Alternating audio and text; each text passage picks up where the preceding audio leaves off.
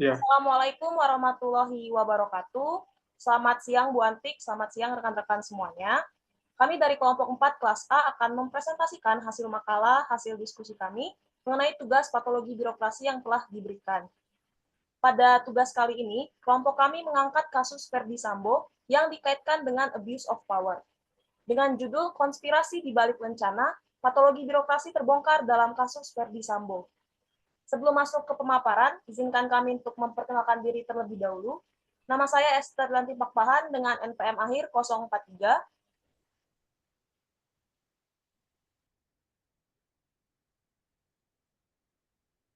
perkenalkan semuanya, nama saya Iqbal Maulana Zikri dengan NPM 025. Perkenalkan, nama saya Muhammad Rafli Syaputra dengan NPM akhir 049. Perkenalkan, nama saya Putri Akhliamima dengan akhiran NPM 057. Perkenalkan, nama saya Lindy Aziza dengan NPM akhir 059. Perkenalkan, nama saya Rasyifa Liana Pamastri dengan NPM akhir 061. Perkenalkan, nama saya Talia Oktaviana dengan NPM akhir 069.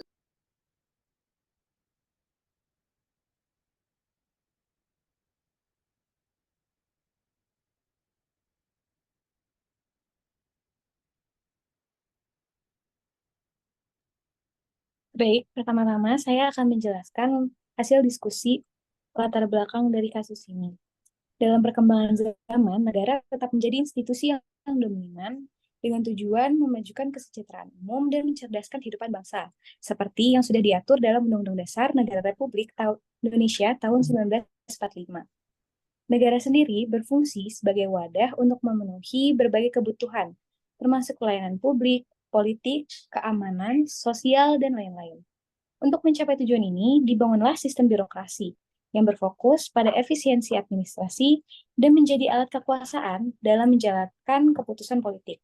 Namun, birokrasi sendiri masih dianggap belum berjalan dengan baik, karena masih adanya kritik masyarakat bahwa birokrasi tidak efektif, dianggap bertele-tele, diskriminatif, dan tidak transparan. Dalam kasus penembakan Brigadir J oleh Verdi Sambo ini merupakan salah satu yang menunjukkan kelemahan sistem birokrasi yang menyebabkan penyimpangan dan ketidakpercayaan terhadap birokrasi yang baik. Verdi Sambo yang menjabat sebagai pejabat yang memiliki otoritas legal dapat memberikan perintah yang melanggar hukum, namun tetap harus dipatuhi oleh ajudan atau tingkatan bawahnya. Kultur birokrasi di Polri juga memungkinkan terjadinya kelemahan di birokrasi ini, karena perintah atau perilaku menyimpang dari atasan dianggap lebih penting daripada hukum etika yang ada. Selanjutnya, landasan teori pertama ada patologi birokrasi. Menurut Graha, seperti yang dikutip oleh Nifta Toha, patologi birokrasi adalah suatu penyakit, perilaku negatif, atau penyimpangan yang dilakukan pejabat atau lembaga birokrasi dalam rangka melayani publik, melaksanakan tugas, dan menjalankan program pembangunan dan pelayanan publik. Pelanggaran etika pejabat publik dapat ditemukan dalam dua bentuk, yaitu maladministrasi dan abuse of power. Lalu abuse of power atau penyalahgunaan kekuasaan adalah tindakan yang dilakukan oleh individu atau kelompok yang memiliki otoritas atau kekuasaan tertentu untuk mencapai tujuan pribadi atau kelompoknya dengan cara yang melanggar hukum, etika, atau norma sosial.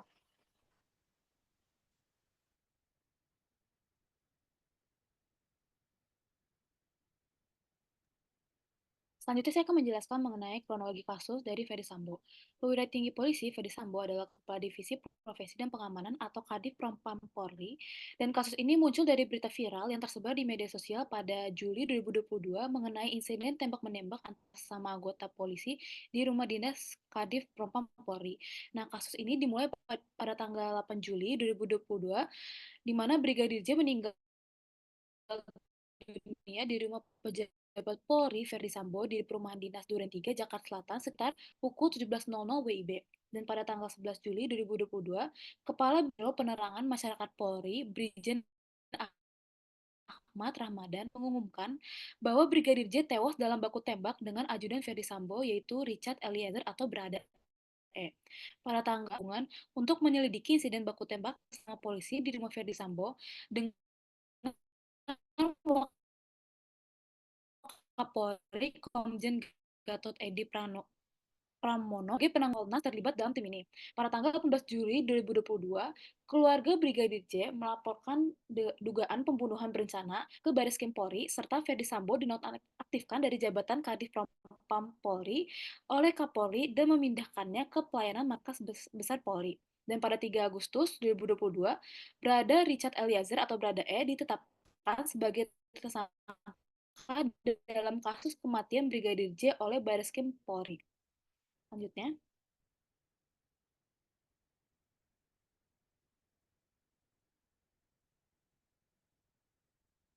dan pada tanggal 25 sampai 26 Agustus 2022, melalui sidang Komisi Kode Etik Polri atau KKEP, Ferdi Sambo telah diberhentikan tidak dengan hormat atau PTDH, serta Ferdi Sambo mengajukan banding, namun Polri menolak permohonan banding Sambo atas keputusan dari sidang tersebut. Dan pada tanggal 13 Februari 2023, Ferdi Sambo telah dijatuhi hukuman mati dan istrinya, yaitu Putri Chandrawati, dihukum 20 tahun penjara oleh Pengadilan Negeri Jakarta Selatan. Pada 14 Februari 2023, Kuat Maruf dan Bribka Riki Rizal telah divonis masing-masing 15 dan 13 tahun penjara lebih berat dari tuntutan jaksa. Dan pada tanggal 15 Februari 2023, Richard Eliezer atau Brada E dijatuhi hukuman 1 tahun 6 bulan penjara lebih ringan dari tuntutan jaksa. Dan pada tanggal 2 Mei 2023, Ferdi Sambo dan tersangka lainnya resmi mengajukan kasasi terhadap putusan banding PT DKI Jakarta, dan pada tanggal 8 September 2023, Hakim Mahkamah Agung telah mengoreksi hukuman Ferdi Sambo menjadi penjara seumur hidup dan memangkas hukuman tersangka lainnya.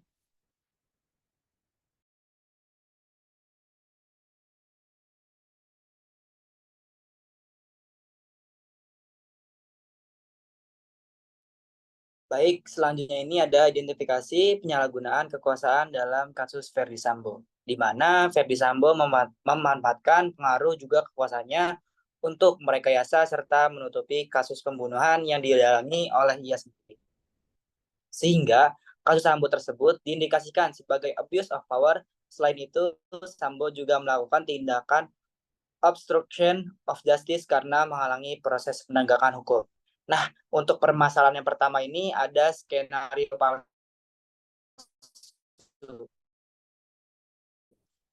di mana yang sehingga terjadi insiden tembak-menembak antara Brigadir J dengan Baradae. Namun, setelah diselidiki ternyata tidak ada insiden baku tembak dan pelecehan tersebut. Lalu yang kedua ada penghilangan barang bukti, yang dimana pada saat itu Ferdi Sambo masih menjabat sebagai Kepala Badan Profesi dan Pengamanan Polri, sehingga beliau berusaha untuk menghapus jejak peristiwa pembunuhan Brigadir J dengan menghilangkan barang bukti yang ia gunakan dengan tujuan mempersulit penyelidikan. Barang bukti yang ditemukan tersebut berupa laptop milik Cuk Putranto yang di dalamnya berisi rekaman CCTV dengan kejadian pembunuhan Brigadir J. Dihancurkan menjadi 15 bagian oleh Arif Rahman selaku salah satu terdakwa.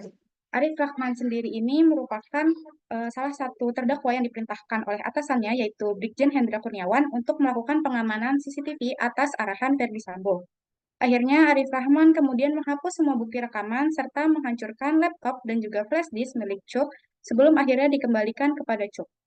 Dan sebuah DVR CCTV juga ditemukan dalam bentuk rusak yang di dalamnya terdapat pesan error yang membuktikan bahwa hard disk tidak dapat terdeteksi dalam sistem DVR sehingga tidak dapat dikenali oleh file sistem dan tidak dapat pula file di dalamnya. Selain itu, jaksa juga mengatakan bahwa Ferdi Sambo berusaha untuk menghapus barang bukti berupa sidik jari yang ada pada senjata yang digunakan untuk aksi penembakan dengan mengelap senjata selepas digunakan.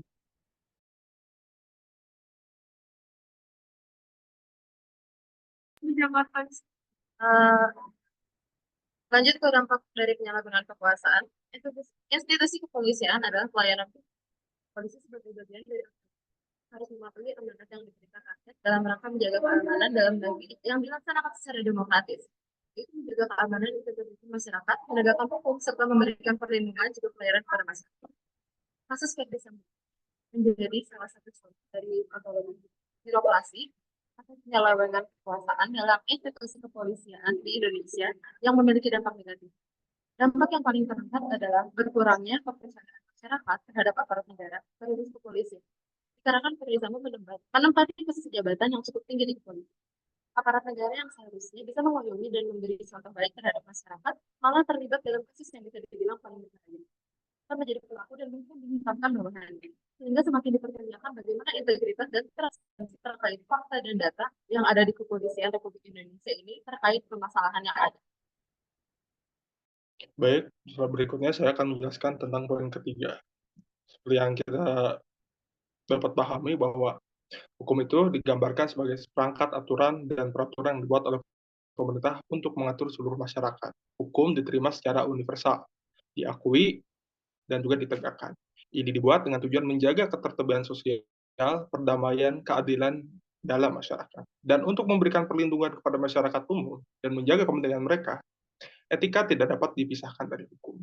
Dalam menegakkan hukum, etika dan hukum bekerja sama untuk mewujudkan cita-cita hukum. Aparat penegak hukum membutuhkan pertimbangan etis agar proses penegakan hukum dapat berjalan dengan baik. Etika bertindak sebagai panduan penting untuk memastikan perilaku yang tepat dan tepat dalam praktik penegakan hukum. Nah, seperti instansi pemerintah lainnya, polisi memiliki kode etik atau code of conduct yang menunjukkan perlunya bertindak sesuai dengan harapan dan aturan yang menuntut disiplin dalam pelaksanaan tugasnya, sesuai dengan misi yang mereka jalani. Mereka juga memiliki aturan internal untuk meningkatkan kinerja, profesionalisme, dan budaya organisasi, serta untuk memastikan pemeliharaan ketertiban dan kinerja tugas sesuai dengan tujuan, peran, dan fungsi wewenang dan tanggung jawabnya. Yang semuanya ditujukan untuk kepentingan publik. Empasis kepentingan publik. Kasus yang dibahas hari ini menunjukkan hal itu tidak sesuai dengan apa yang dicita-citakan dan diharapkan. Dalam kasus ini, institusi Polri sebagai bulwark of law enforcement telah gagal, sehingga